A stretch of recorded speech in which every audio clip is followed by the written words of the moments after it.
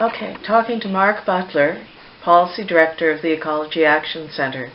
Mark, why do you care about genetically modified salmon? Why should anyone care? Well, there's lots of reasons to care, Joanne. Why I care is, okay, here's a scenario that scares me. That this fish gets commercialized. Inevitably, the fish escape. They end up in our rivers. They end up breeding with wild Atlantic salmon, which DFO scientists have said could happen. And then you have wild Atlantic salmon swimming around in our rivers with the genes of other fish, other species in them, namely ocean pout and the west coast Chinook salmon. And that is something I just don't want to see happen. So that's why I think people should support this case. Anybody who's an outdoors person, an angler, anybody who cares about nature should be really concerned about this issue. Also, if Canada approves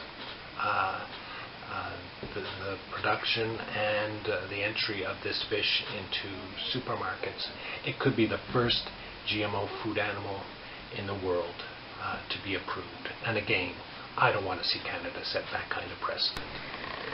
Mark, what do you actually know about Atlantic salmon? Have you ever actually gone fishing?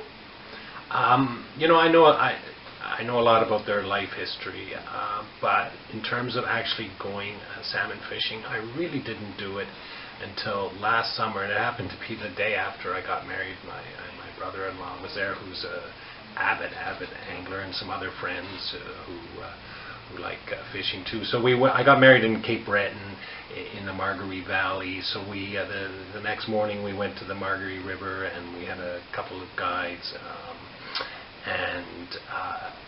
Yes, my fly didn't do what I wanted it to do, and I'm sure I looked kind of foolish, but it was so much fun, and it was so great to be out on the river like that. And I also saw a couple of fish get hooked, so it was really marvelous. And I don't want that type of experience to be affected by this development with Aqua Bounty. I don't want to imagine that some of those fish in that river are going to have the genes of other species in them. So that's why I want people to support this case and to support us with a donation to Indiegogo. Thank you, Mark. It's a pleasure.